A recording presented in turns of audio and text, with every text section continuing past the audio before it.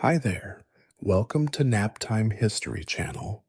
Tonight we're diving into the shadowy corners of America's highest office, where the most powerful men in history couldn't quite keep their private lives.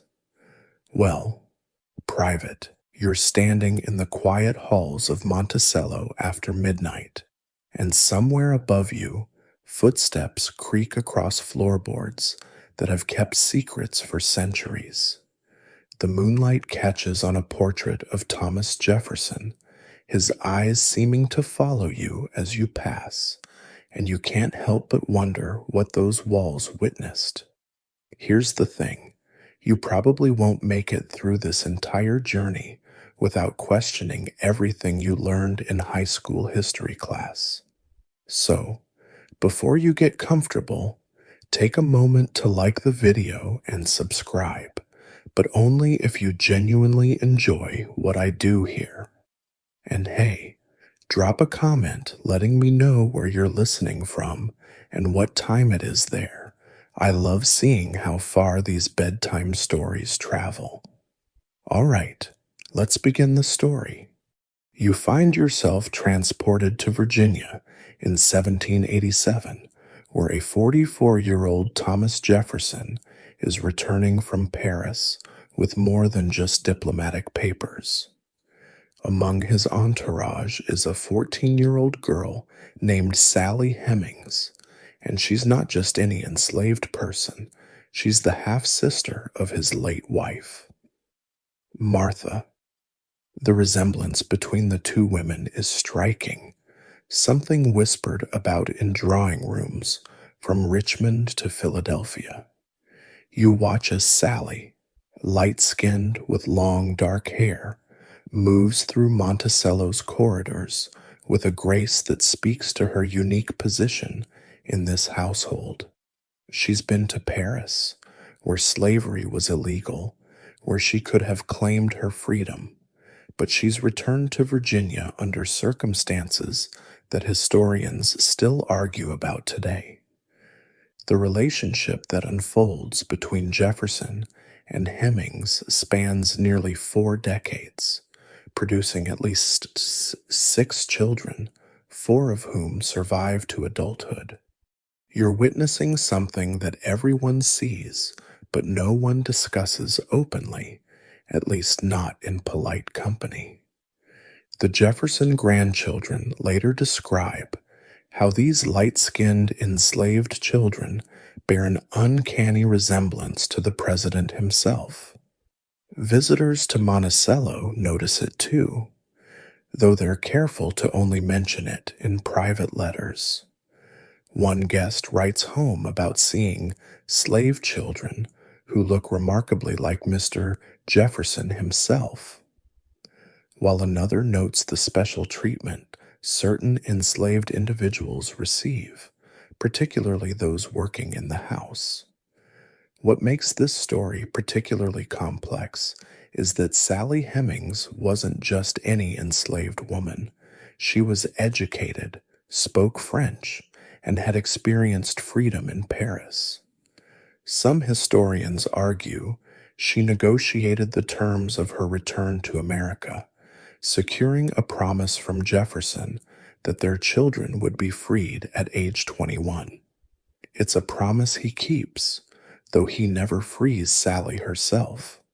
You can imagine the delicate dance of power and affection, coercion and choice playing out in the shadows of one of America's most celebrated estates. The mainstream historical fact here is undeniable.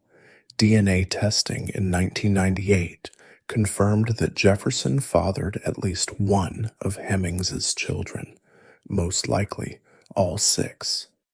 But here's the quirky tidbit that rarely makes the textbooks, Jefferson's farm book, where he meticulously recorded every detail of plantation life, shows mysterious gaps whenever Sally Hemings gave birth. It's as if he couldn't quite bring himself to document what everyone could see. The entries resume with careful notation of the new infant, But the 9 months prior? Conveniently blank. The year jumps to 1919, and you're peering through a crack in a White House closet door. Yes, really, a closet, where Warren G. Harding is meeting with a young woman named Nan Britton. The space is cramped, barely 5 feet by 5 feet, and you can hear Secret Service agents shuffling nervously outside. This isn't some Hollywood dramatization. This is the 29th President of the United States conducting his love affair in what would later be dubbed the most infamous closet in American political history. Nan, blonde and vivacious at just 22, has been obsessed with Harding since she was a teenager in Marion, Ohio, where she used to stare at his campaign posters and write his name in her school notebooks over and over like some political fanboy. You follow their story backward to when Nan was just 14 and Harding was a respected senator in his 40s. She'd engineered meetings with him, showing up at his office, writing him letters that would make a modern PR team faint. By the time she was 20 and he was running for president, their affair was in full swing. The man who campaigned on a return to normalcy was anything but normal in his personal life. Between campaign stops, he'd arrange secret rendezvous in hotels across the country, registering under fake names that wouldn't fool a child. Mr. Harding and niece, really? But Nan Britton wasn't Harding's only extramarital adventure, not by a long shot. While she was sneaking into the White House for closet encounters, Harding was juggling a 15-year affair with Carrie Phillips, the wife of his close friend. You can almost hear him trying to keep his stories straight as he writes passionate letters to Carrie while arranging meetings with Nan. The letters to Carrie are something else entirely, over 1,000 pages of purple prose that include pet names so ridiculous that when they were finally released in 2014, historians didn't know whether to blush or laugh. He called her Countess and signed himself as Constant, and his descriptions of their intimate moments read like a Victorian romance novel written by someone who'd had a few too many whiskeys. The real scandal explodes after Harding's death in 1923. Nan Britton shows up with a baby girl, Elizabeth Ann, claiming Harding is the father. She writes a tell-all book called The President's Daughter that makes today's political memoirs look like nursery rhymes. The book includes details about their encounters that leave nothing to the imagination, from conception, allegedly in his Senate office, to his $500 monthly support payments hand-delivered by Secret Service agents. The Harding family goes ballistic, buying up copies of the book to burn them, which of course only makes everyone want to read it more. Here's where it gets even weirder. Historians still argue about whether Harding's wife Florence knew about the affairs. Some claim she was blissfully ignorant, while others point to her nickname for him, Warren, her pronunciation of Warren, which she'd hiss through clenched teeth whenever young women visited the White House. There's even a fringe theory that Florence poisoned him on that fateful trip to San Francisco, though most historians attribute his death to a heart attack brought on by the stress of emerging financial scandals and, perhaps, the exhaustion of maintaining multiple secret relationships. The DNA testing that confirmed Jefferson's relationship with Sally Hemings. It also confirmed in 2015 that Harding was indeed Elizabeth Ann's father, validating Nan Britton's claims nearly a century later. But here's the quirky detail that never made it into your history books. Harding allegedly had a special chair in the Oval Office with a false bottom where he hid Nan's love letters. When the White House was renovated in the 1950s, workers found mysterious compartments in several pieces of furniture, though any incriminating contents had long since vanished. You're transported now to Buffalo, New York, in 1874, where a rather portly bachelor named Grover Cleveland is about to have his evening interrupted by a woman named Maria Halpin. She's attractive, widowed, and works at a department store respectable enough for the era. But what happens next will haunt Cleveland's political career for decades. The future president, then a young lawyer, known for his prodigious appetite for both food and beer, has been carrying on with Maria for several months. You watch as their relationship unfolds in the gaslit streets of Buffalo, where Cleveland's massive frame, he'll eventually top 280 pounds, makes him hard to miss during their supposedly discreet meetings. When Maria announces she's pregnant, Cleveland's reaction is surprisingly practical for the era. Rather than deny everything or skip town, he arranges for her financial support. The baby boy is born on September 14, 1874, and Maria names him Oscar Folsom Cleveland, giving him the last name of Cleveland's law partner as a middle name, a detail that will fuel speculation for generations.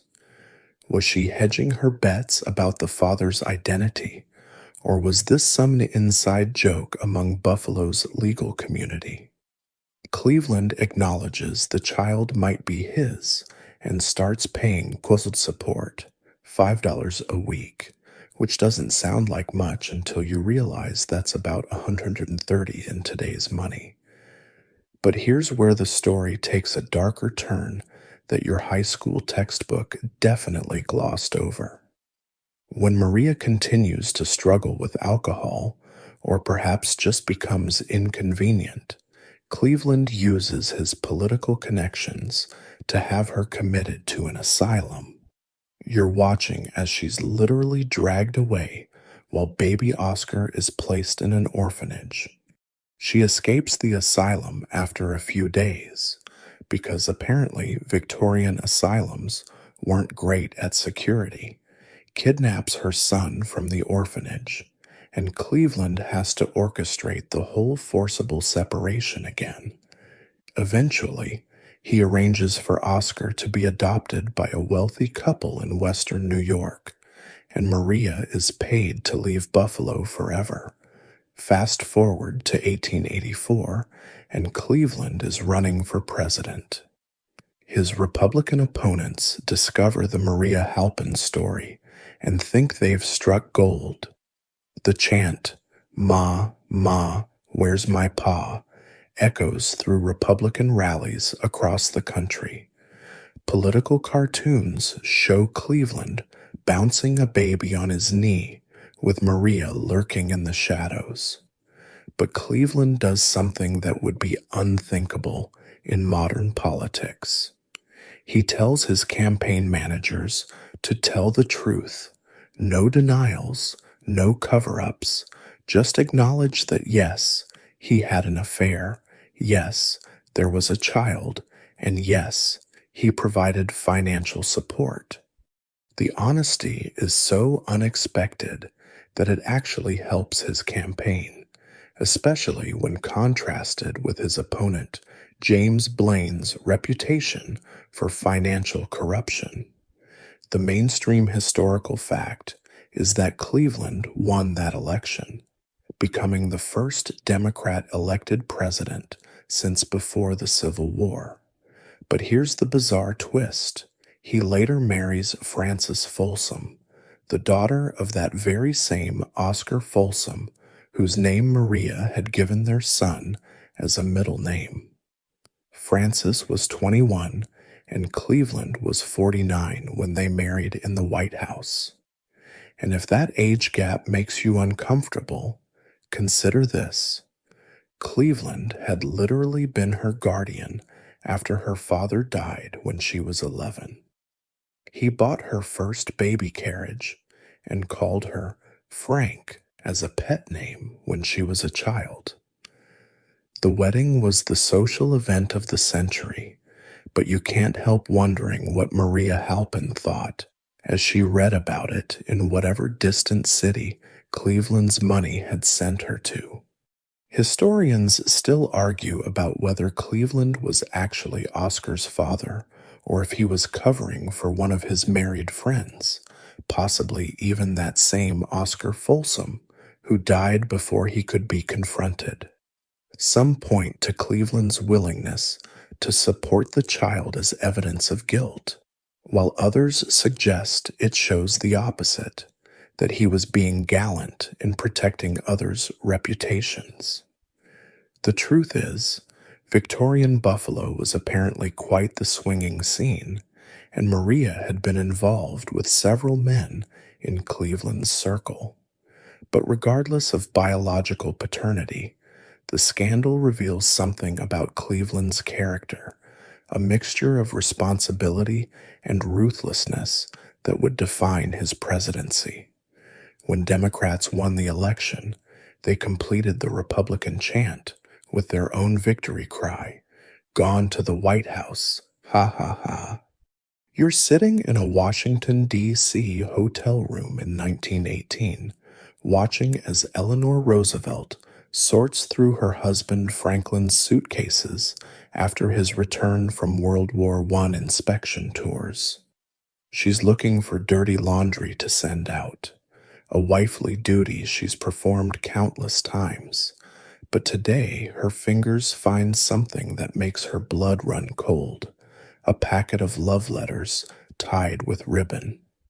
As she reads them, her world collapses. They're from Lucy Mercer, her own social secretary, the woman she trusted to help run her household while she raised 5 children and supported her husband's rising political career. The letters leave no doubt Franklin and Lucy are deeply in love and have been for years. The affair had started in 1916, right under Eleanor's nose. Lucy was everything Eleanor felt she wasn't: warm, flirtatious, comfortable with the social graces that Eleanor found exhausting. You watch as Franklin, then Assistant Secretary of the Navy, takes long drives with Lucy through Rock Creek Park while Eleanor summers at Campobello with the children. Washington society whispers about it. Of course, Alice Roosevelt Longworth, Theodore Roosevelt's wickedly gossipy daughter and Eleanor's own cousin, delights in inviting Franklin and Lucy to dinner parties together, watching the drama unfold like her personal soap opera.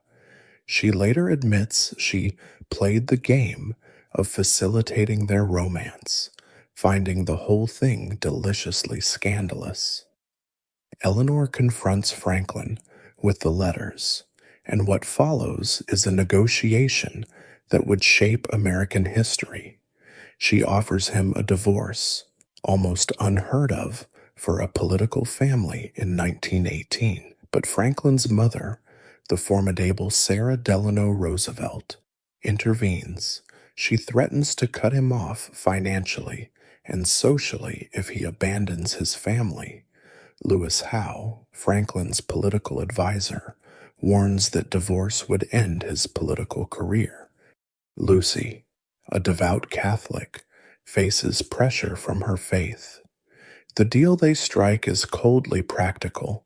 Franklin and Eleanor will remain married for the sake of his career and their children, but their marriage will become a political partnership rather than a romantic one.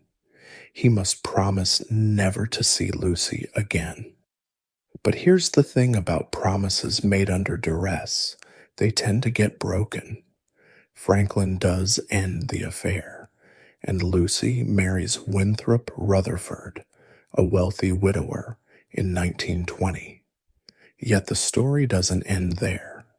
You fast forward through the years, watching as Franklin becomes governor of New York, then president, while Eleanor transforms herself from a betrayed wife into a political force of her own. She develops her own intimate friendships, particularly with journalist Lorena Hickok, and later with her bodyguard Earl Miller. Historians still argue whether these relationships were romantic or merely intense friendships. But Eleanor's letters to Hickok include passages like, "I wish I could lie down beside you tonight and take you in my arms." The real twist comes in 1941 when Lucy Rutherford, now a widow, quietly re-enters Franklin's life. His daughter Anna becomes the facilitator, arranging secret meetings when Eleanor is traveling. White House staff are instructed to alert the president when Eleanor is returning so Lucy can make discreet exits. You're watching a dying president. By 1944, Franklin is clearly failing, finding comfort with his lost love, while his wife builds her own legacy as a champion of human rights. The deception requires an entire network of accomplices, from Secret Service agents to White House ushers, all maintaining the fiction for Eleanor's sake. April 12th, 1945. Warm Springs, Georgia. Franklin is sitting for a portrait when he suddenly clutches his head, complaining of a terrific headache. He collapses, and within hours, the president is dead. The woman sitting across from him as he dies? Lucy Mercer Rutherford. Eleanor learns of Lucy's presence only when she arrives to claim her husband's body.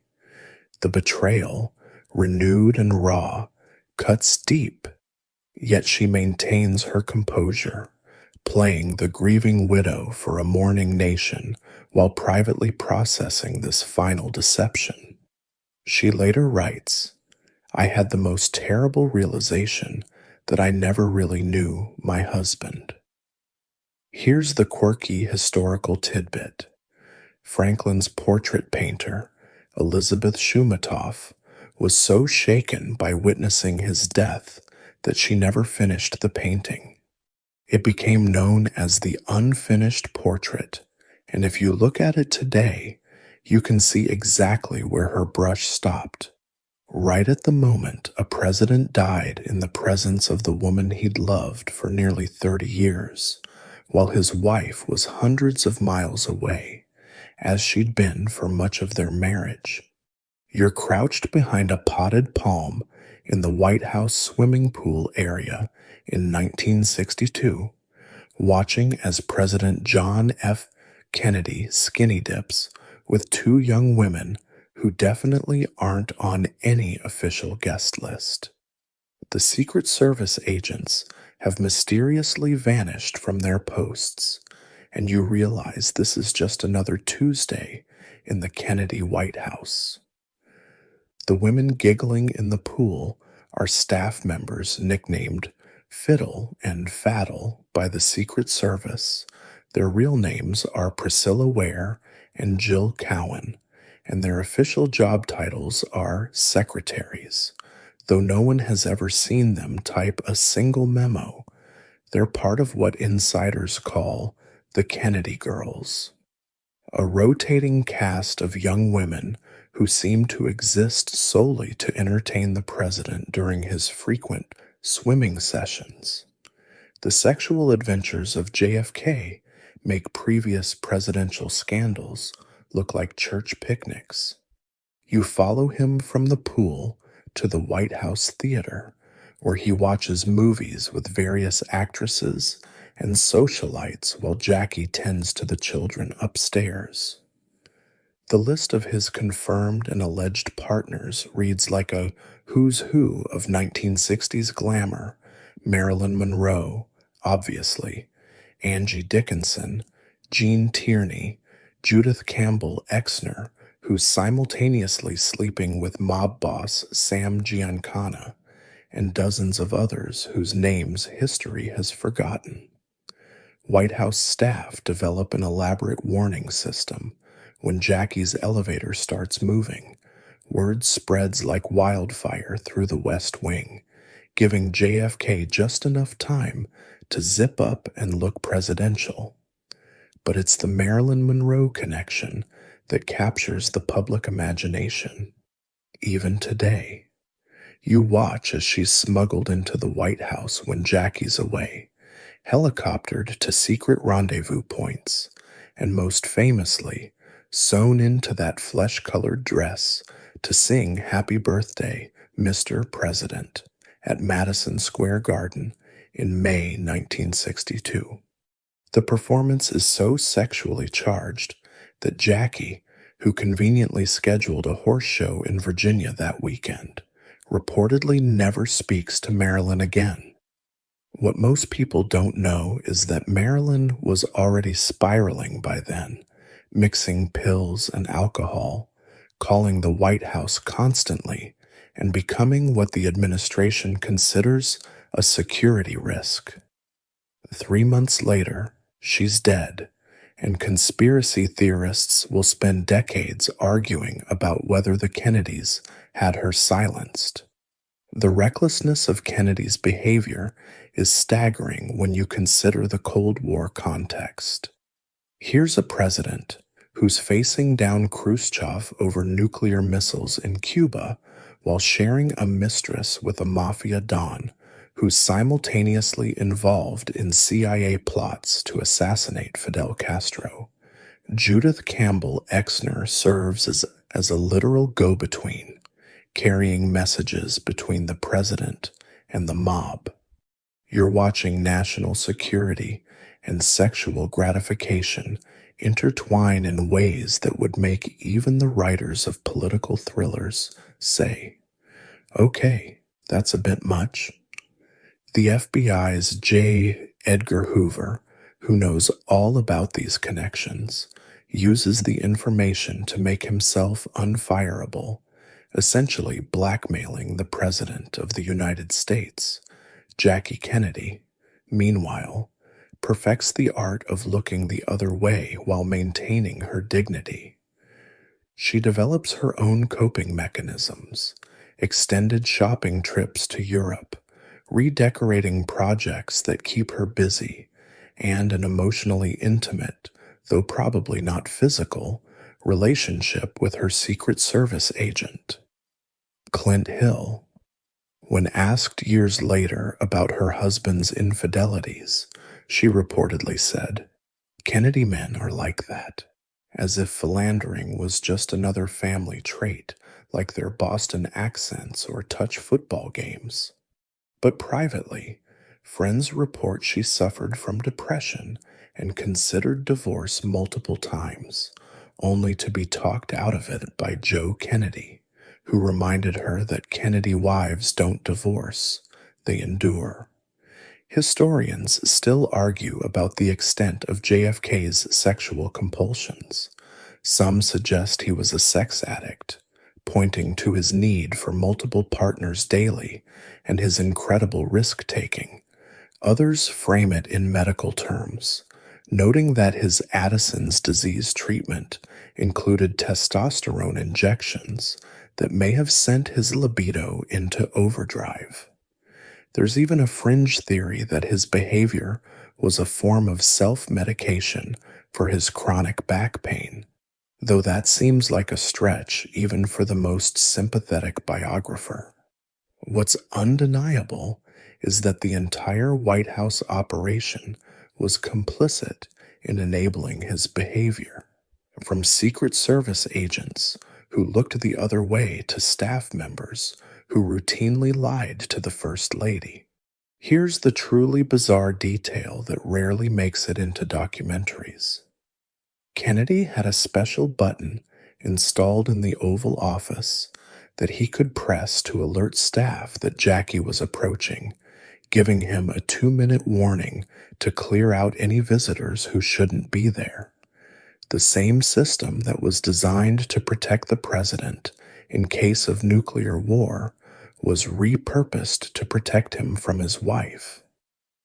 If that doesn't perfectly encapsulate the priorities of Camelot, nothing does. You're standing in a White House bathroom in 1965, and President Lyndon Baines Johnson is conducting a meeting about Vietnam policy while sitting on the toilet. This isn't unusual. In fact, you've learned to expect it. LBJ has turned bathroom conferences into an art form, regularly summoning advisors, senators, and even journalists into his sacred throne room while he takes care of business. The man is completely shameless about bodily functions in a way that makes even hardened politicians blush. You watch as McGeorge Bundy, his national security advisor, tries to maintain professional composure while discussing bombing targets as the President of the United States grunts and strains just 3 feet away. But the bathroom meetings are just the tip of the iceberg when it comes to LBJ's exhibitionism. The man they call Jumbo, and yes, that's what he nicknamed his penis, has a compulsive need to show it off.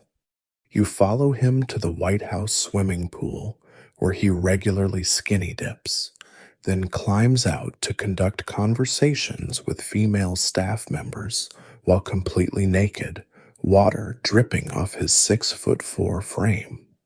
When reporters ask about his Vietnam policy, he's been known to unzip his pants, pull out his member, and declare, "This is why." The Harvard-educated advisors don't quite know where to look, but Johnson seems to feed off their discomfort. The presidential shower becomes another stage for Johnson's performances. He's had it retrofitted with multiple nozzles and water pressure that could strip paint, and he delights in inviting people in to see it. "Come look at my shower," he bellows to visiting dignitaries, and before they can politely decline, he's demonstrating all the features while stark naked. One Secret Service agent later recalls that protecting Johnson's life was easy compared to protecting unsuspecting visitors from the sight of the nude president. The man has absolutely no concept of personal boundaries, or maybe he does, and violating them is exactly the point. You're witnessing power plays that would get anyone else arrested for indecent exposure. On Air Force One, Johnson strips down to change clothes in front of secretaries, conducting dictation while his pants are around his ankles. He urinates on the parking garage wall at the State Department when the mood strikes.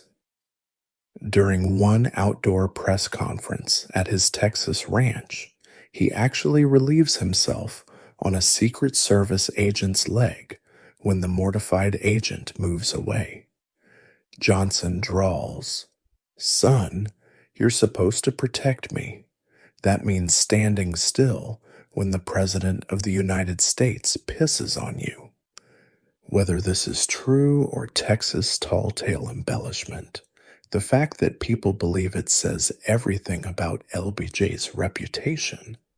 The mainstream historical fact is that Johnson was one of the most effective legislative presidents in American history, pushing through the Civil Rights Act, the Voting Rights Act, and the Great Society programs. But here's what the textbooks leave out. He often sealed these deals while exposing himself. He'd corner reluctant senators in the bathroom, literally catching them with their pants down and negotiate votes while they tried not to look at Jumbo. He had a theory that seeing another man's penis established dominance, like some kind of primate behavior study gone horribly wrong.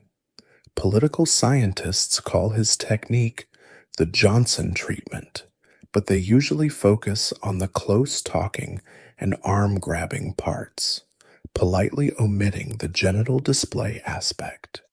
Historians still argue about whether Johnson's exhibitionism was calculated political theater or genuine psychological compulsion. Some point to his impoverished childhood and suggest he was overcompensating for early humiliations. Others note that he only seemed to expose himself when it gave him advantage. You didn't see him dropping his pants during televised addresses about Vietnam. There's even a fringe theory that connects his behavior to the stress of the presidency, noting that the exhibitionism escalated as the war went worse. But whatever the motivation, White House staff developed elaborate strategies to protect visitors. Warning systems were established. Female employees learned to knock extra loud and wait extra long before entering any room where Johnson might be. Here's the detail that perfectly captures the absurdity. Johnson had special pants tailored with extra room in the crotch. He actually called his tailor and, in a recorded conversation, made sound effects while explaining exactly how much room he needed for his anatomy. The recording survives in the Johnson Library, and you can hear him belching and describing his needs in graphic detail while ordering 6 pairs of pants. Down where your nuts hang, he explains helpfully, is always a little too tight. The tailor, a consummate professional, takes it all in stride. Just another day serving the leader of the free world. You're watching through the keyhole of the Oval Office door on November 15th, 1995, as President Bill Clinton and a 22-year-old White House intern named Monica Lewinsky engage in what will become the most analyzed sexual encounter in political history. The government shutdown has sent most staff home, leaving long, empty corridors and conveniently absent supervisors. Monica, in her now infamous blue dress from the Gap, has brought the president pizza because apparently that's how seduction works when you're a Valley Girl intern trying to catch the eye of the most powerful man in the world. What starts as flirtation over pepperoni quickly escalates into something that will eventually lead to only the second presidential impeachment in American history. The affair continues for 2 years, and you're privy to all the sordid details that will later emerge in the Starr Report, that 445-page document that taught America more about presidential anatomy than anyone ever wanted to know. The encounters happen in a small study off the Oval Office, in the bathroom near the Oval Office, even while Clinton talks on the phone with members of Congress about official business. Monica later testifies about one encounter that occurs while he's discussing politics with Dick Morris, multitasking at its most inappropriate. The cigars, the stained dress, the phone sex that gets recorded by the Pentagon's phone system. It's like watching a slow-motion car crash where everyone involved seems oblivious to the upcoming collision. What makes this scandal particularly mesmerizing is how brazen Clinton becomes as the affair progresses. He gives Monica gifts, a copy of Walt Whitman's Leaves of Grass, a hat pin, a marble bear figurine that she'll later have to turn over to investigators. She gives him presents too, about 30 in total, including a tie he actually wears during a State of the Union address. You watch Hillary sitting in the gallery, applauding her husband, unaware that his necktie is essentially a love token from his mistress. The recklessness is breathtaking. He's conducting this affair while under investigation for Paula Jones's sexual harassment lawsuit, basically handing his enemies ammunition while they're already gunning for him. Enter Linda Tripp, Monica's older colleague who becomes her confidant and secretly records over 20 hours of girl talk about the presidential affair. You listen to these tapes, Monica gushing about her handsome, strategizing about how to get him to leave Hillary, complaining about being relegated to blowjobs without reciprocation, Tripp, working with literary agent Lucianne Goldberg, is building a case that will explode American politics. She even convinces Monica to save that blue dress without cleaning it, preserving what will become the most famous DNA evidence since O.J. Simpson's glove. When Monica gets transferred to the Pentagon to distance her from Clinton, she doesn't go quietly into obscurity. She drafts a Valentine's Day ad for the Washington Post that Clinton has to personally intervene to stop. Then comes January 17th, 1998, the day Clinton gives his deposition in the Paula Jones case and swears under oath that he never had sexual relations with Monica Lewinsky. You know he's lying. Monica knows he's lying. And unbeknownst to Clinton, Ken Starr already knows he's lying because Tripp has been singing like a canary. The next day, the Drudge Report breaks the story, and suddenly every news anchor in America has to figure out how to say oral sex on primetime television. Clinton goes on TV, wags his finger at the camera, and declares, "I did not have sexual relations with that woman, Miss Lewinsky." And Hillary goes on the Today Show and blames a vast right-wing conspiracy, which might be partially true, but doesn't change the fact that her husband definitely did have sexual relations with that woman. The impeachment proceedings that follow turn American politics into a X-rated circus. The Starr report includes details so explicit that newspapers have to add warning labels. Congress solemnly debates the definition of sexual relations and whether oral sex counts. Clinton's defense hinges on technicalities. He claims his statement was technically true because he was receiving oral sex, not giving it, which apparently doesn't count as sexual relations under the specific definition provided in his deposition. It's legalistic gymnastics that would be hilarious if it weren't happening in the highest office in the land. Historians still argue about whether Clinton's survival of impeachment was due to his political skill, the economy's strength, or American exhaustion with Republican overreach. Here's the bizarre detail that often gets overlooked. Throughout the scandal, Clinton's approval ratings actually went up.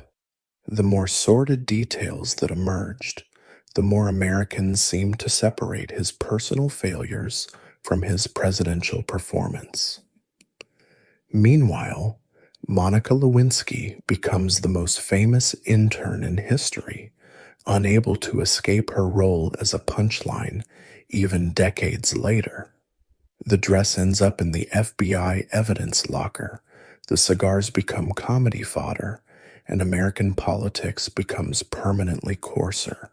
And somewhere in all this, you can't help but remember that this entire scandal started with a pizza delivery during a government shutdown, proof that history's biggest moments often hinge on the smallest coincidences. You're transported back to 1791, standing in a Nashville courthouse where Andrew Jackson is marrying Rachel Donaldson Robards. The ceremony seems normal enough. Frontier weddings aren't exactly formal affairs, but there's one massive problem that will haunt Jackson for the rest of his life. Rachel's divorce from her first husband, Louis Robards, isn't actually final.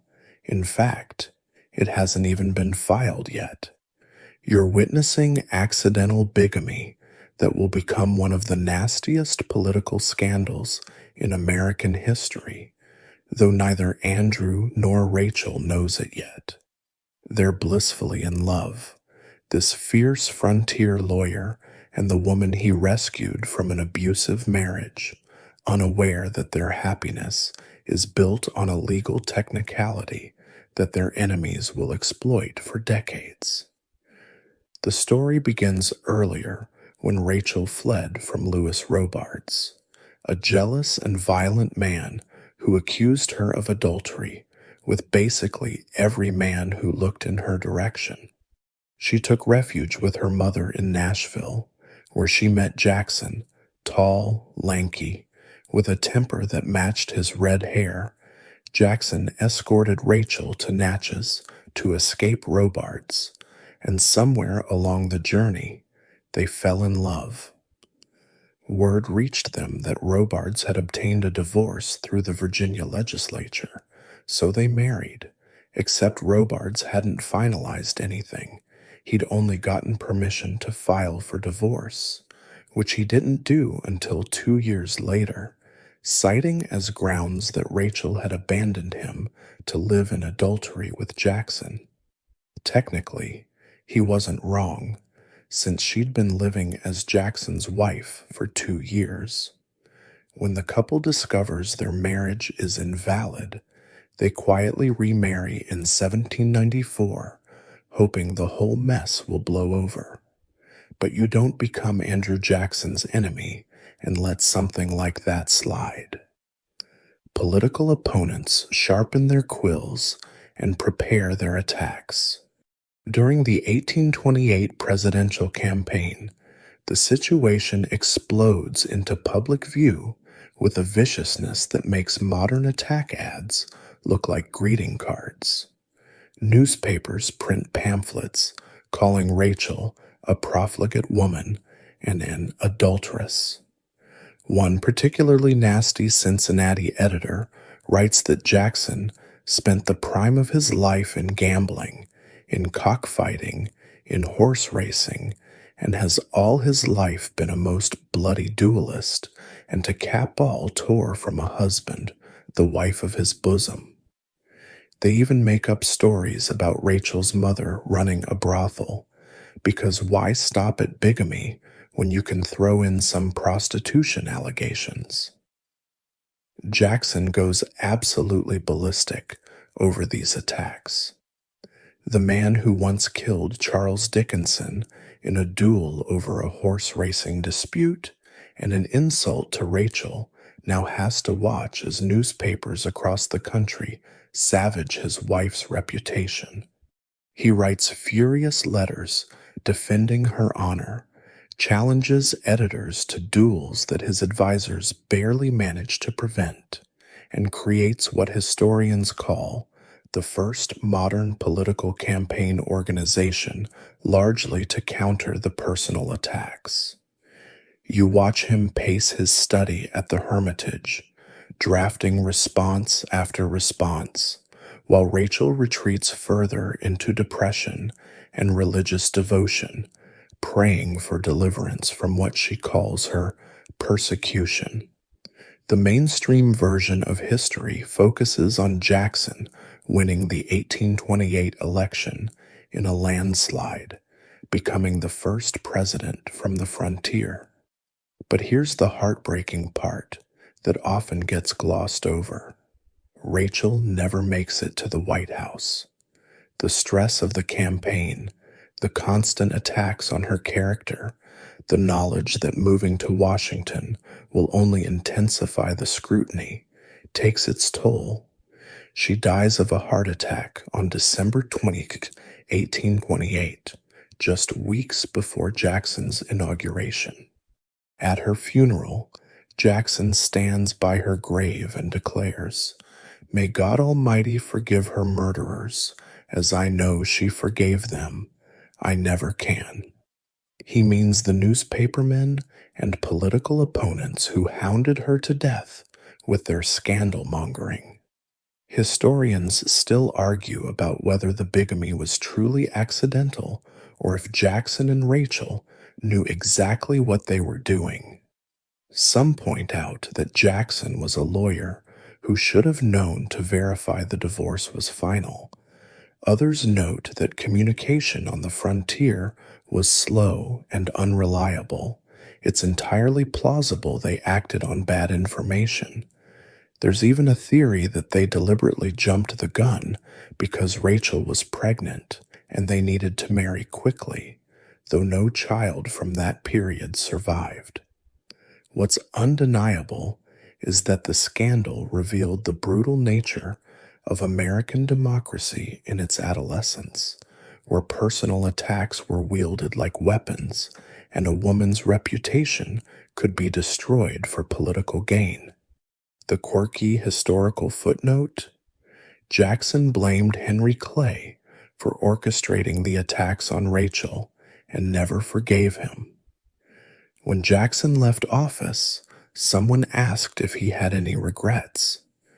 "Yes," he replied. "I regret I was unable to shoot Henry Clay or hang John C. Calhoun."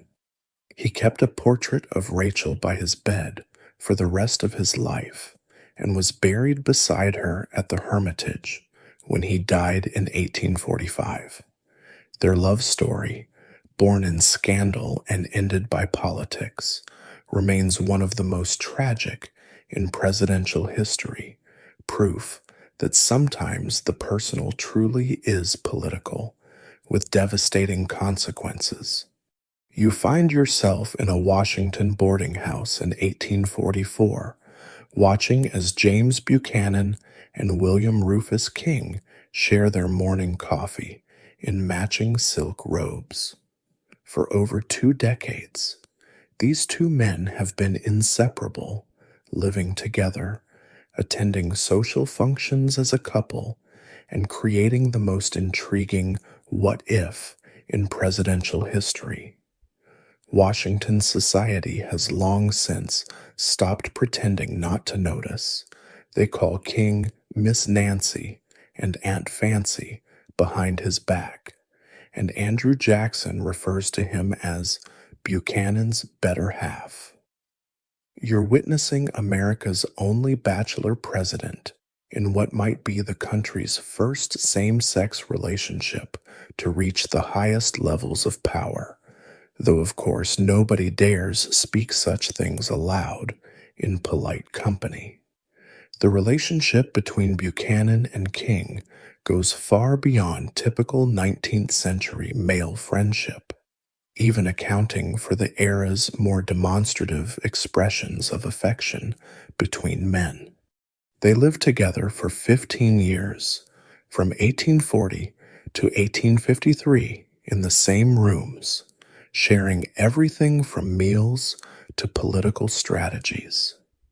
When King is appointed minister to France in 1844, Buchanan writes to a friend, "I am now solitary and alone, having no companion in the house with me. I have gone a-wooing to several gentlemen, but have not succeeded with any one of them." The language is playful, but the loneliness is real. You can see him moping around their empty quarters, unable to find anyone to fill King's place in his life or his home. Their contemporaries certainly notice the unusual arrangement. Aaron Brown writes to Sarah Polk, calling them a couple of old bachelors who have lived together for years, sleeping in the same bed, and bringing their respective heads to the same pillow. The gossip flows through Washington's drawing rooms like water through a sieve. When King becomes vice president under Franklin Pierce in 1853, he's already dying of tuberculosis, having taken the oath of office in Cuba, where he'd gone seeking a cure. Buchanan is devastated, but can't openly mourn. There's no social framework for grieving a relationship that has no name, no official status, no recognized standing in society. What makes this story particularly poignant is how their need for discretion shaped American history. Buchanan, elected president in 1856, proves to be one of the worst leaders in American history, fiddling while the country slides towards civil war. Some historians argue his inability to be open about his personal life created a pattern of indecision and secrecy that infected his entire presidency. He can't even acknowledge his most important relationship, so how can he honestly address the nation's divisions?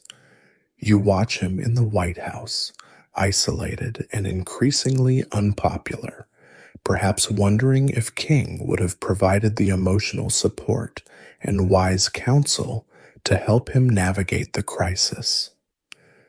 The mainstream historical record is frustratingly vague about the exact nature of their relationship. Were they lovers in the physical sense, or was this an intense romantic friendship that remained chaste? The Victorians had a concept called romantic friendship that allowed for deep emotional bonds between same-sex pairs without necessarily implying sexual activity. But the nicknames, the gossip, the living arrangements, and the obvious devotion suggests something beyond mere friendship. Buchanan destroyed his personal papers before his death, and King's family did the same, leaving historians to piece together their story from fragments and innuendo. Historians still argue about whether it's fair to retroactively apply modern sexual identities to historical figures.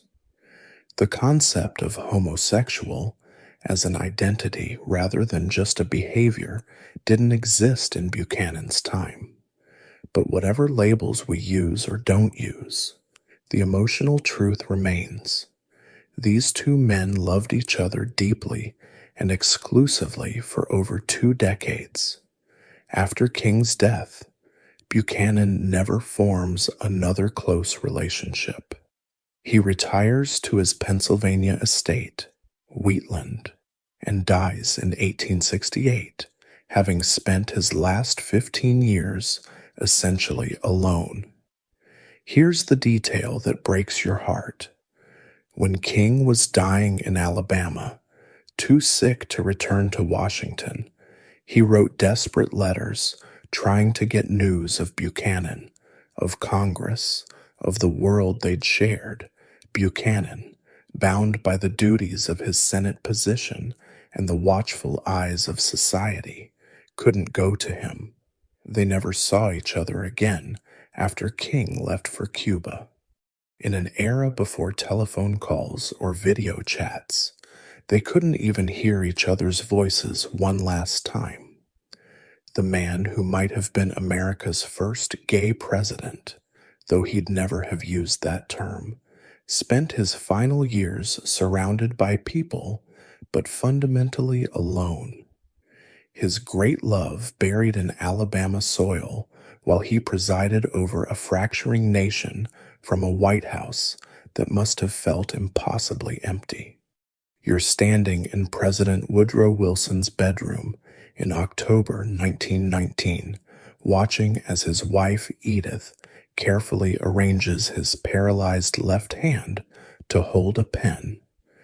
The president has been felled by a massive stroke 3 days ago, and while the nation believes he's suffering from nervous exhaustion, You're witnessing something far more extraordinary, the beginning of what historians will call the first female presidency of the United States. Edith Wilson, who married the widowed president just 4 years earlier in a whirlwind romance that scandalized Washington, is about to become the most powerful woman in American history, though she'll spend the rest of her life denying it. The stroke has left Wilson partially paralyzed, barely able to speak, and prone to crying jags that would terrify the American public if they knew. Dr. Cary Grayson, Wilson's physician and golf buddy, makes the fateful decision to hide the president's condition. He tells Edith that revealing the truth would kill Wilson and throw the country into chaos. What he doesn't say explicitly, but what hangs in the air like smoke, is that Vice President Thomas Marshall is considered a lightweight who likes his whiskey a little too much. So Edith makes a choice that has no precedent in American history. She'll run the country herself while pretending her husband is still in charge. For the next 17 months, you watch as Edith creates an elaborate deception that makes previous presidential scandals look like amateur hour. She sets up what she calls a stewardship, screening every document, visitor, and decision that comes to the president. Cabinet members who need presidential guidance receive notes in Edith's handwriting that begin, "The President says." When Senator Albert Fall demands to see Wilson to verify he's competent, Edith stages an elaborate performance. She props Wilson up in bed, coaches him through a few rehearsed responses, and positions herself where she can squeeze his hand to prompt him when to nod or smile. Fall leaves convinced, or at least willing to pretend he's convinced, and the charade continues. The scope of Edith's power during this period is staggering. She's deciding which bills get presidential attention and which get ignored. She's filtering diplomatic communications during the crucial post-World War I period when the shape of the modern world is being determined. The Treaty of Versailles, the League of Nations, the Red Scare, all of these momentous issues are being handled by a woman with no political experience beyond being a president's wife. She fires Secretary of State Robert Lansing for having the audacity to call cabinet meetings without Wilson's permission, though really she's the one who's angry about his presumption. When British diplomat Edward Grey arrives for crucial negotiations, she refuses to let him see the president because Grey had been rude to her friend. The mainstream historical narrative often portrays Edith as either a devoted wife, protecting her husband, or a power-hungry woman who staged America's first coup. But the truth you're witnessing is more complex. She genuinely believes she's saving both her husband and the country. She sees herself as a conduit for Wilson's wishes, though of course she's interpreting those wishes through her own lens. When she claims she never made a single decision of public import, she's lying, but she might actually believe the lie. In her mind, she's just implementing what Wilson would have wanted, even when Wilson can barely form coherent sentences. Historians still argue about how much damage Edith's regency did to American interests. Some point to the failure of the League of Nations treaty, suggesting that a healthy Wilson or an official transfer of power to Marshall might have salvaged American participation. Others note that the post-war period was so chaotic that no president could have managed it perfectly. There's even a fringe theory that Edith deliberately sabotaged certain initiatives she disagreed with, though most scholars think she was simply overwhelmed by decisions she wasn't prepared to make. Here's the extraordinary detail that rarely makes it into textbooks. Throughout this period, Edith is also managing a president who has become emotionally unstable and occasionally delusional.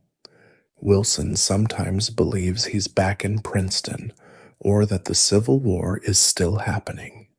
One night, he insists that the White House is being attacked by French revolutionaries. Edith has to calm him down, convince him to take his medication, and then switch seamlessly to reviewing legislation about railroad regulation. She's simultaneously nurse, wife, therapist, and shadow president, all while maintaining the fiction that nothing is wrong. When Wilson finally leaves office in March 1921, Edith has to physically support him as he walks to the car, his left side still largely paralyzed. The man who arrived at the White House, dreaming of making the world safe for democracy, leaves it as an invalid, while his wife has tasted a power that no woman of her era was supposed to possess. You're hunched over a reel-to-reel tape player in the White House basement on a sweltering July day in 1973, listening to President Richard Nixon's voice crackle through the speakers. What you're hearing makes previous presidential scandals sound like Sunday school lessons. The tapes reveal a president who cusses like a sailor, drops ethnic slurs like punctuation marks, and discusses criminal conspiracies with the casual tone of someone ordering lunch.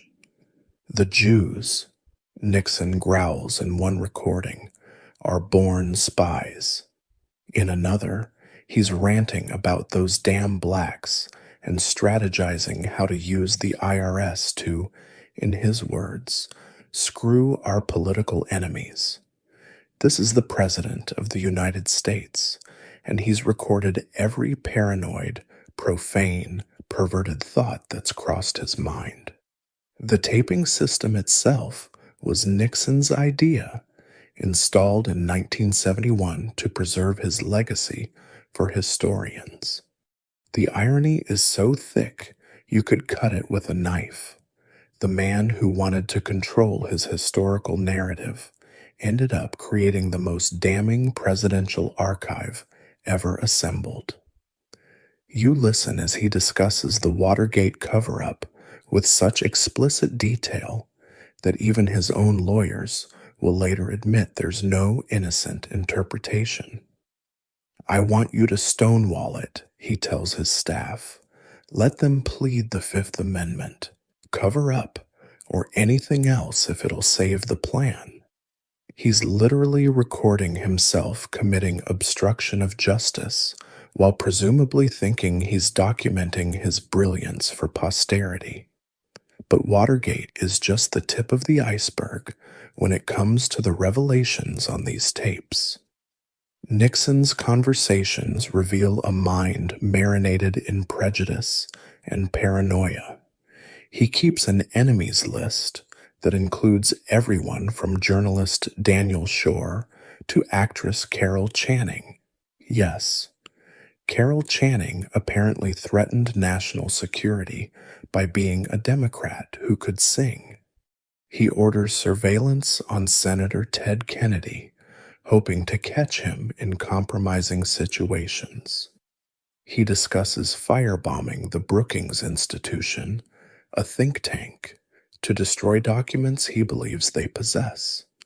When aide John Dean suggests that's maybe, possibly, slightly illegal, Nixon brushes him off. The president's moral compass isn't just broken, it's been melted down and recast as a weapon.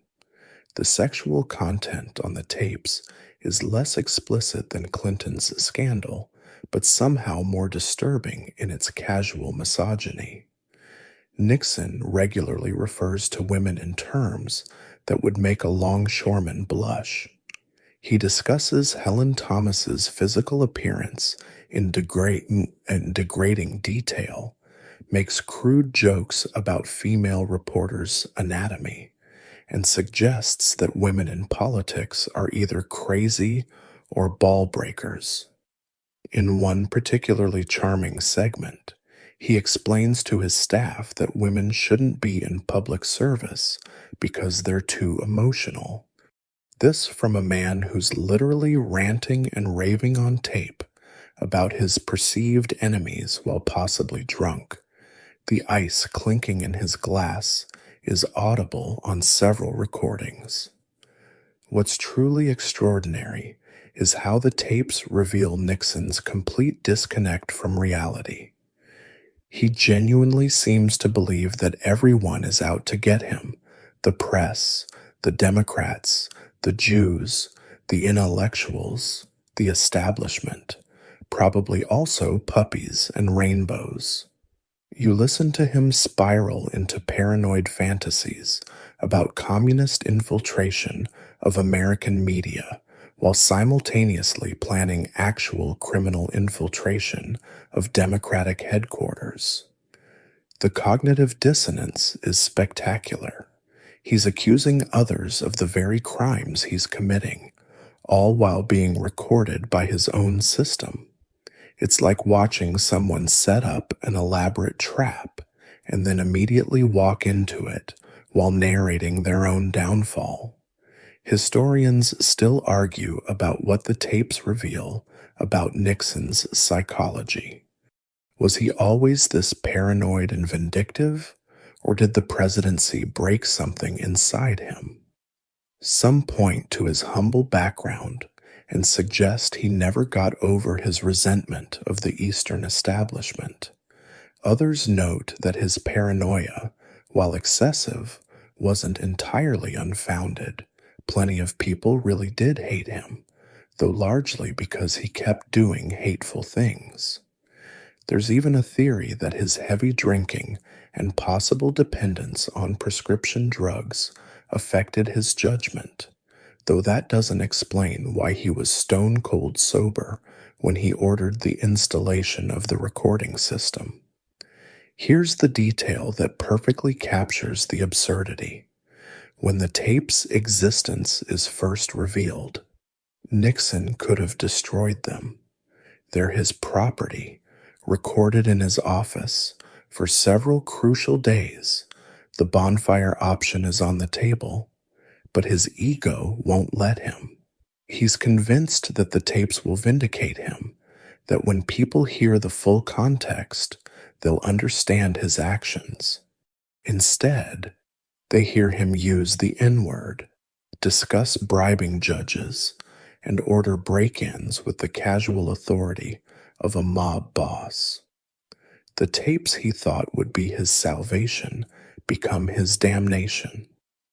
On August 9th, 1974, Nixon becomes the only president to resign from office, brought down not by his enemies, but by his own voice, preserved for all time on magnetic tape, saying things that would have been better left unrecorded, or better yet, unthought and unsaid. You're sitting in the control room at NBC Studios on October 7th, 2016, watching as technicians cue up a tape that's about to explode across the American political landscape like a nuclear bomb made of sleaze. The Access Hollywood tape features Donald Trump, then the Republican nominee for president, having a conversation with host Billy Bush that makes previous presidential scandals look quaint by comparison. When you're a star, they let you do it. Trump's voice booms through the speakers. You can do anything. Grab 'em by the pussy. You can do anything. The technicians exchange glances. They know they're holding dynamite. Within hours, this 11-year-old recording will dominate every news cycle and dinner table conversation in America. The tape reveals Trump in 2005, recently married to his third wife, Melania, bragging about trying to seduce married woman Nancy O'Dell. "I moved on her like a bitch," he says, apparently using bitch as some kind of predatory verb. He describes taking O'Dell furniture shopping in an attempt to seduce her because nothing says romance like picking out armoires. Apparently, when the bus arrives at the Days of Our Lives set and Trump sees actress Ariana Zucker, he tells Bush, "I better use some Tic Tacs just in case I start kissing her.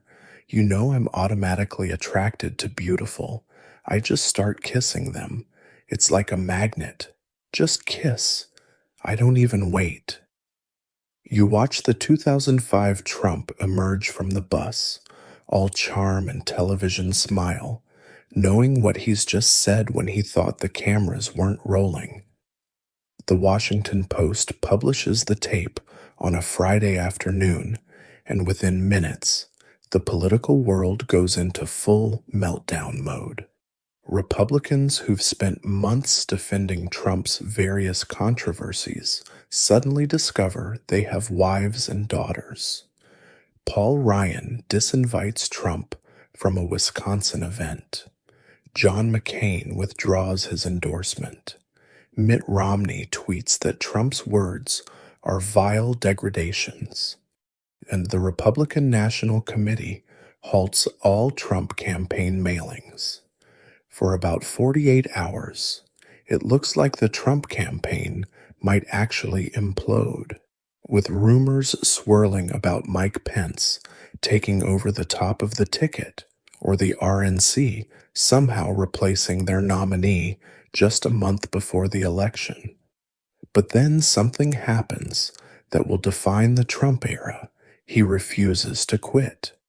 Instead of the groveling apology tour that previous politicians would have embarked on, Trump releases a hostage video-style statement, calling it locker room talk, and immediately pivoting to attack Bill Clinton.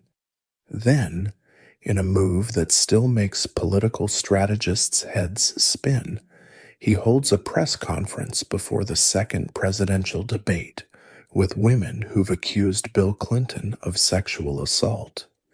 The sheer audacity of it, responding to your own sexual assault, boasts by surrounding yourself with another man's accusers, breaks something in the American political psyche. The normal rules clearly don't apply anymore. What's particularly surreal about the Access Hollywood scandal is how it both does and doesn't matter. Any previous presidential candidate would have been finished. Imagine if Obama or Romney or McCain had been caught on tape talking about grabbing women's genitals.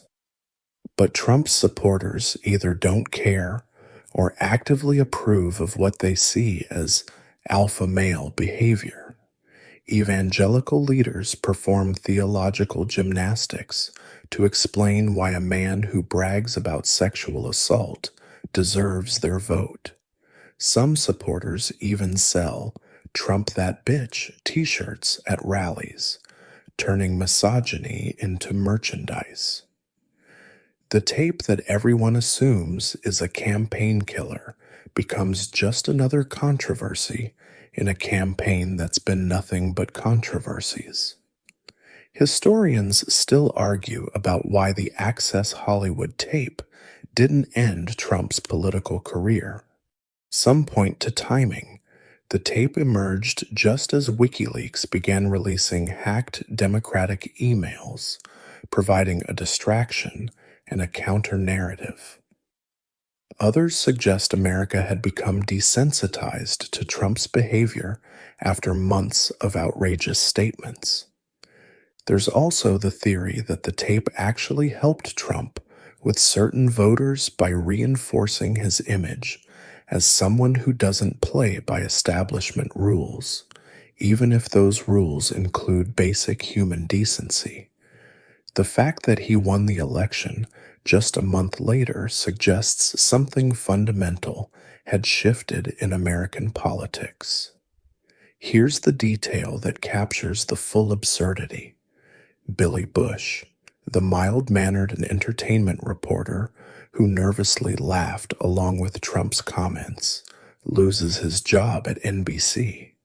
The man who actually bragged about sexual assault becomes President of the United States. Bush releases statements about learning and growing from the experience while Trump tweets about fake news and continues to attack his accusers. It's like watching a bank robbery where the getaway driver goes to prison while the guy holding the money bags gets elected sheriff. The Access Hollywood tape becomes just one more artifact in the Trump presidency's museum of broken norms, shocking for a moment, then absorbed into the new reality where nothing is shocking anymore.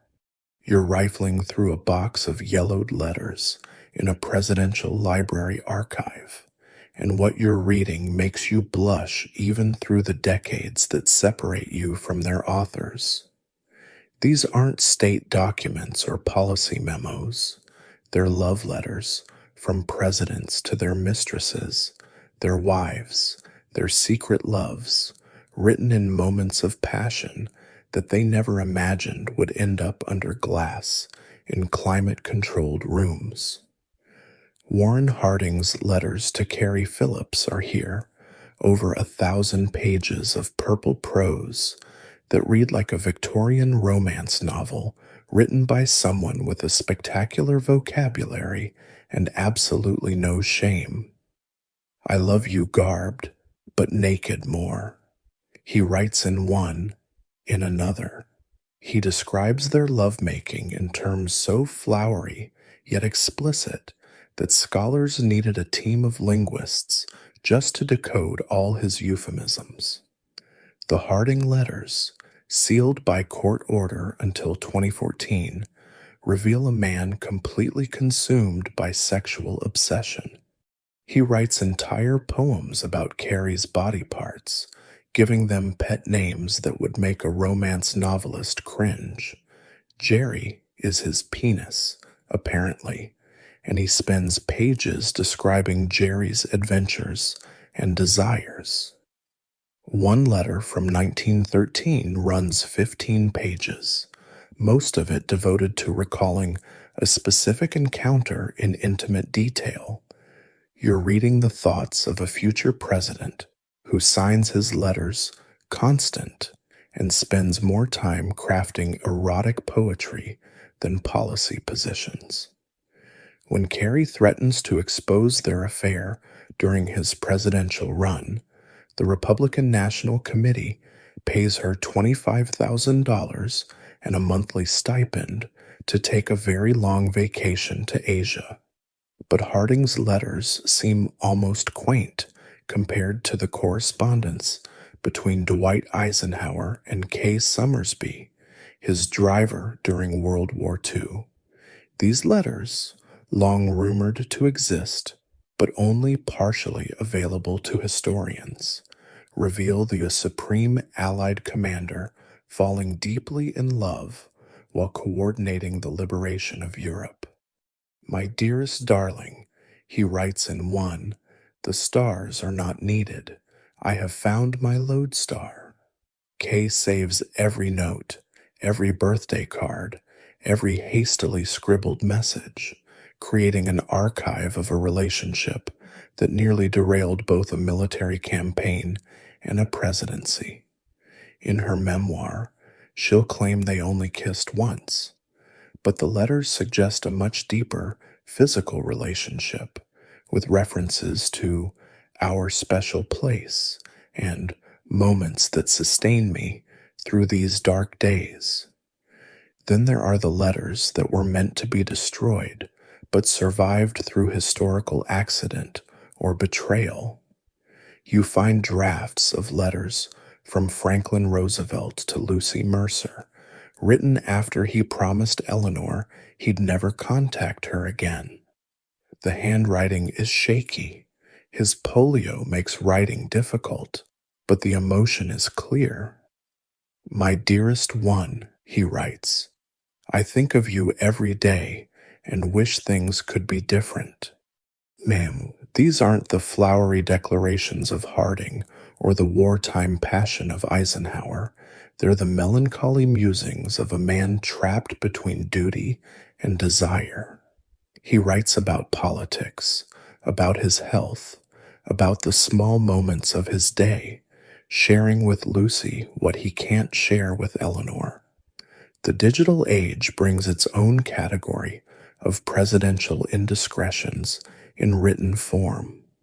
You scroll through printouts of text messages and emails subpoenaed during various investigations, watching powerful men make fools of themselves with emoji and acronyms.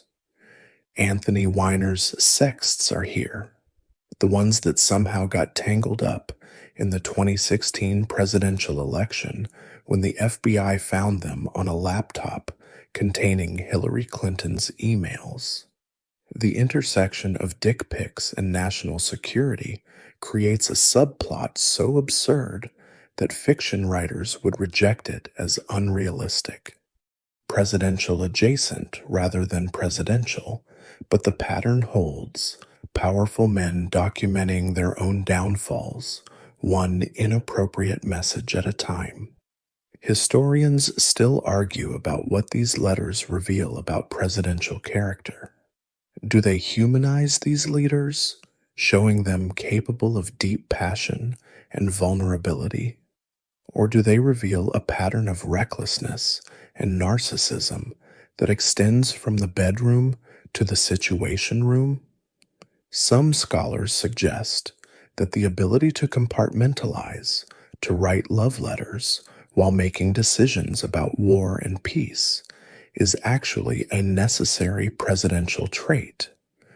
Others argue that the lies and deceptions required to maintain these affairs corrupted their ability to lead honestly.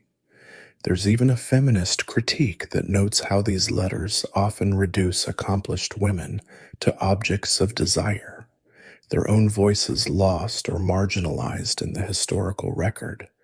Here's the detail that stays with you.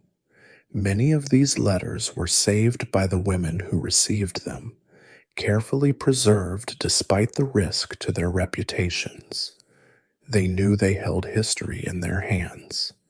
These documents that showed presidents as flawed, passionate, ridiculous humans rather than marble statues.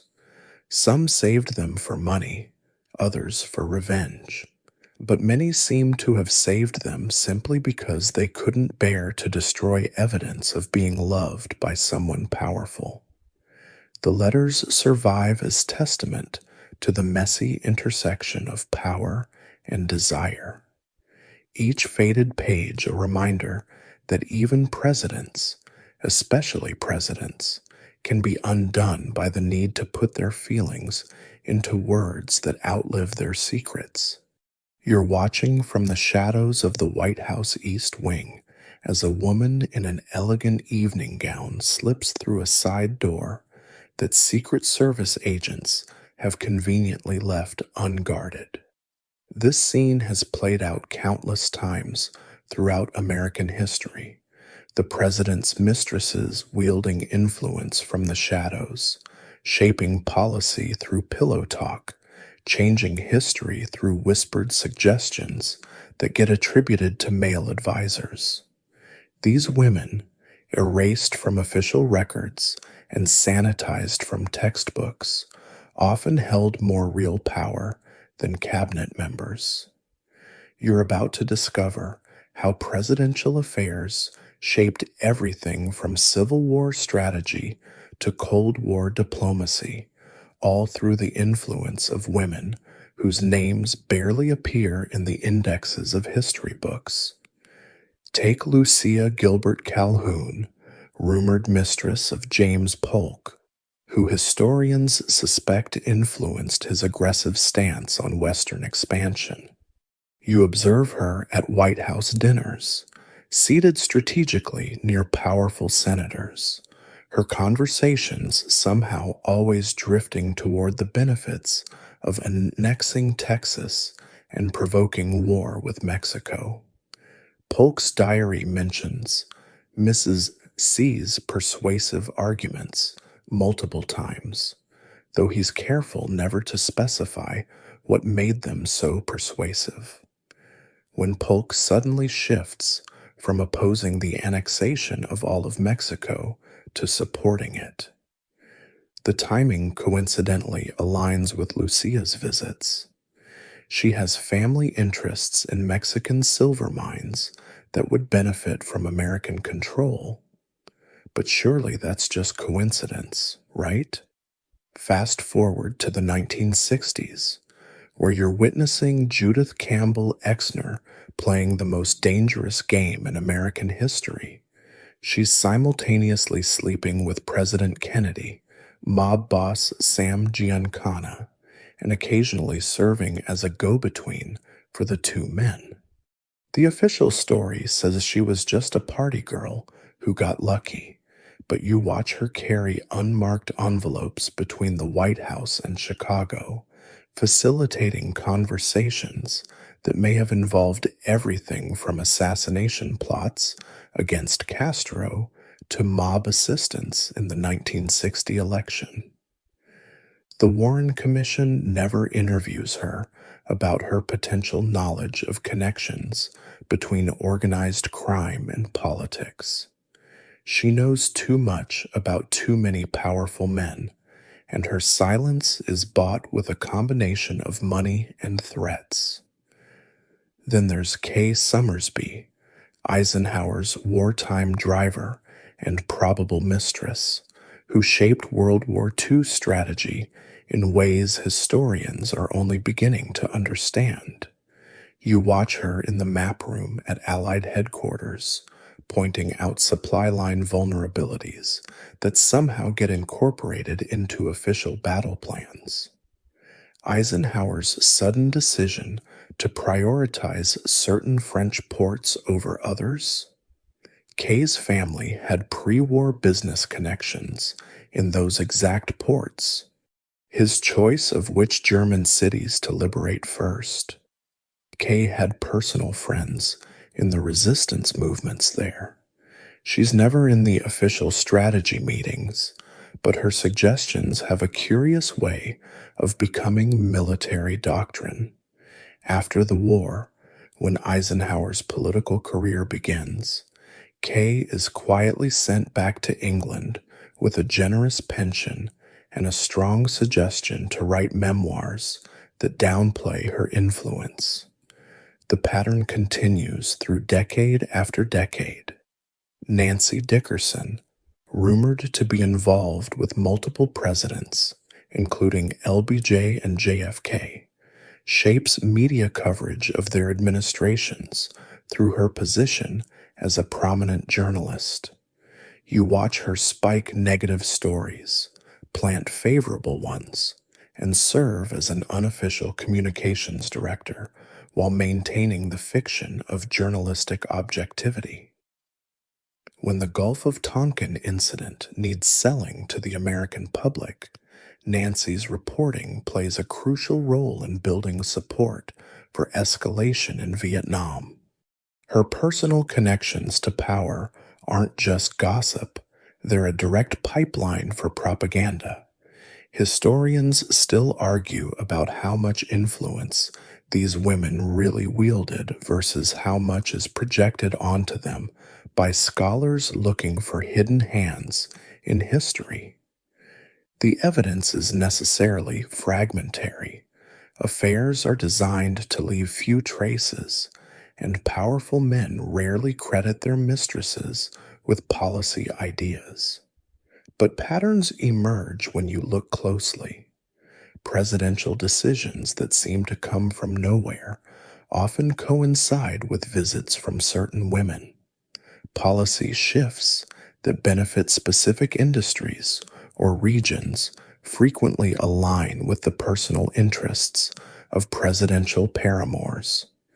These women understood that in a world where they couldn't hold official power, influence had to flow through other channels. Here's the detail that illuminates the whole shadow history.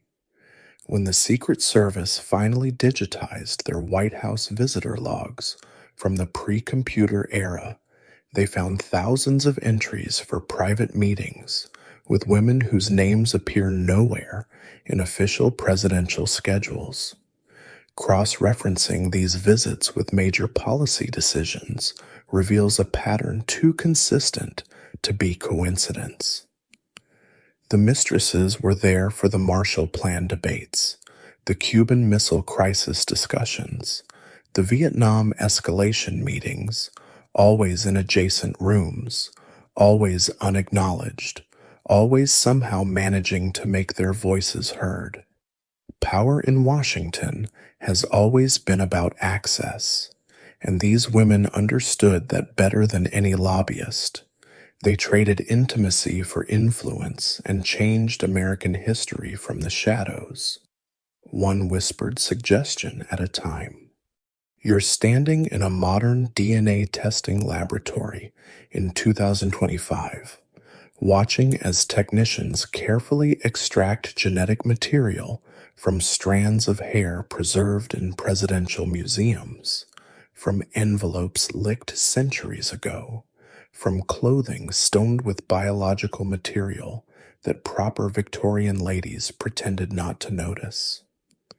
Science has finally caught up with gossip, and the results are rewriting American history one double helix at a time. The same technology that lets people find their ancestry on commercial websites is now confirming presidential scandals that were dismissed as slander for generations. Every sample tells a story of power, passion, and the persistent belief that powerful men could keep their secrets forever. The Jefferson Hemings confirmation in 1998 was just the beginning. You watch as researchers test DNA from descendants of Warren Harding and compare it to Elizabeth Ann Blasing's genetic profile. The match is undeniable. Nan Britton was telling the truth about her daughter's parentage all along. The Harding family, who spent decades denying the connection and destroying evidence, now has to reconcile with a branch they tried to erase. At family reunions, Elizabeth Ann's descendants sit at tables with the acknowledged Hardings, living proof that DNA doesn't care about your reputation management strategies. But it's not just confirming known scandals. DNA testing is revealing entirely new ones. A routine archaeological project at Andrew Jackson's Hermitage discovers children's graves in the slave cemetery with genetic markers that match Old Hickory himself. The number suggests Jackson fathered at least 3 children with enslaved women, a possibility historians had dismissed because Jackson seemed so devoted to his wife Rachel. You realize that every presidential estate, every historical site, is potentially a genetic crime scene waiting to reveal its secrets. Museums that once focused on presidential achievements now have to grapple with how to present these more complicated truths. The technology gets more sophisticated every year. Researchers can now extract DNA from the backs of stamps on love letters, from hair caught in lockets, even from fingerprints on documents.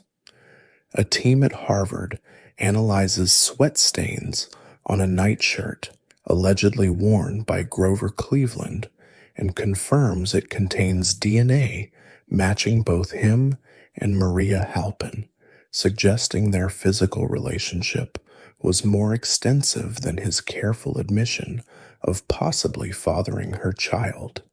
The same shirt he thought he'd destroyed by having it burned? A servant saved a piece as a souvenir, and now it's evidence in the court of historical opinion. Modern political scandals are getting the DNA treatment in real time. You watch as lawyers subpoena genetic evidence in paternity suits against current politicians, no longer able to rely on denials and payoffs. The blue dress that proved Clinton's affair with Monica Lewinsky was just the preview. Now every physical encounter leaves genetic breadcrumbs that can be followed decades later. Political consultants are actually advising their clients to avoid any physical contact that could leave DNA evidence, creating a weird new category of scandal prevention that sounds like something from a spy novel. Historians still argue about the ethics of genetic archaeology. Is it fair to judge historical figures by modern standards of sexual morality? Should we be disturbing graves and testing artifacts to satisfy our curiosity about centuries-old scandals? Some argue that the truth serves historical accuracy and gives voice to women and children who were erased from official records.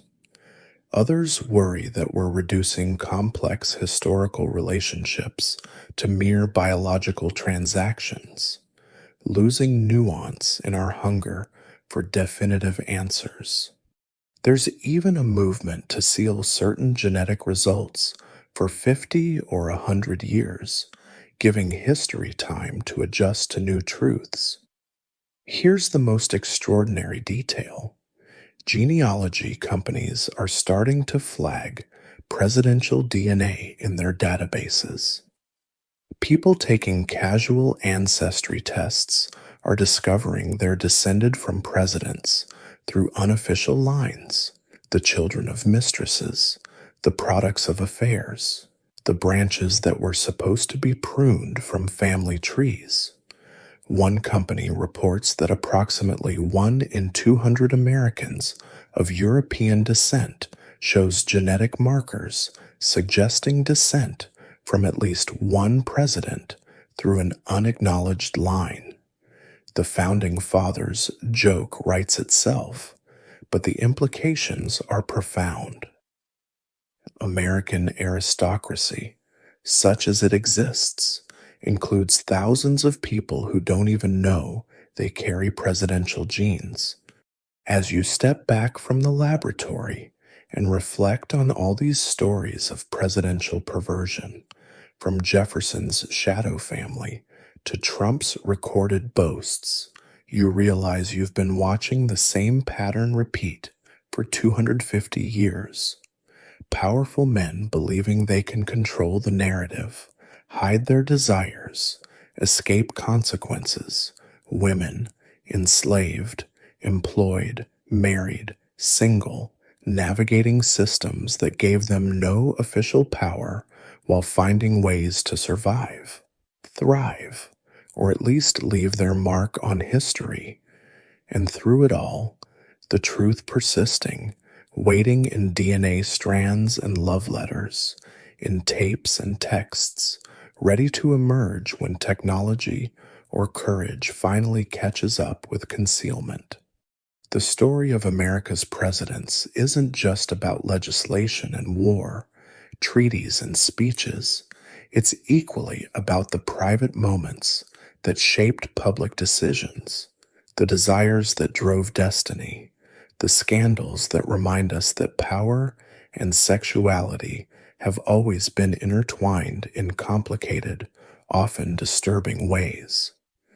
You've traveled through centuries of secrets, and as your eyes grow heavy, you can't help but wonder what current scandals will shock future generations when today's secrets become tomorrow's confirmed history.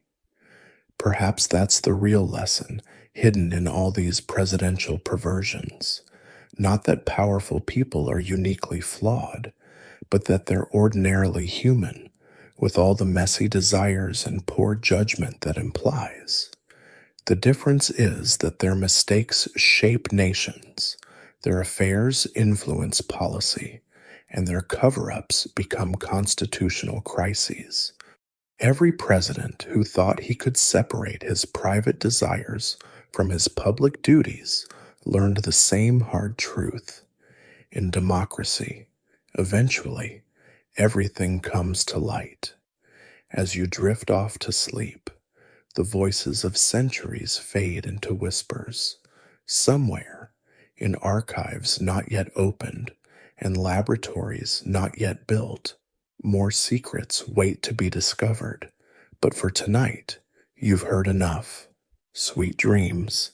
And remember, history is always messier than the textbooks admit, and today's headlines are tomorrow's historical scandals. The powerful have always been perverted in one way or another, and democracy's great gift is that eventually we all get to know about it.